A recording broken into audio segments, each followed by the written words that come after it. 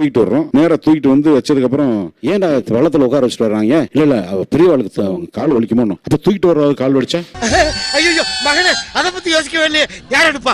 சினிமாங்கிறது வியாபாரம். அந்த வியாபாரத்துக்குள்ள என்னென்ன மரபுகளை உடைக்க முடியும், அந்த மரபு உடைக்கும் போது மற்றவங்களுக்கு அது முரணாகி அதுல சமூகத்தில் கோளாறு வந்துடக்கூடாதுங்கிற ஒரு பார்வையும் இதுக்குள்ளெல்லாம் இருந்திருக்கு. வேற லெவலுங்க, நீங்க வேற லெவல். அவரோட படங்கள்ல வர எடிட்டிங் பேட்டர்ன் இருக்குல்ல சார், ஒரு பயங்கரமான ஃபாஸ்ட் கட்ஸ் வந்து அவர் பண்ணுவார். உங்க கவர்மெண்ட்ல நான் வர தேவையில்லை, என் கவர்மெண்ட் என்னால உருவாக்க முடியும். ஒரு செகண்ட்ல டக டக டக டக டக கட்ஸ் வருது. அத பயங்கரமான இம்பாக்ட்ஃபுல்லான மொமெண்ட்ஸ். இப்போ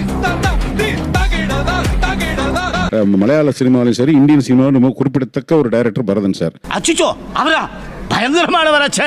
அப்படியே ரெண்டு பேரும் வந்து பரதராஜா சார் ஒரு ஒரு ஒரு சத்தியம் ரைட்டேன். இந்தியால எந்த ஃபேவரட் டைரக்டர் நீங்களான நான் என் காதால பலமுறை கேட்ட வச்சு. சூப்பர். ஐயோ பரதன் இந்தியாலயே எனக்கு பிடிச்ச ஒரே டைரக்டர். இவர் கூச்சப்படுவார், ஏன் பரதனை பேர் போட்டாலும்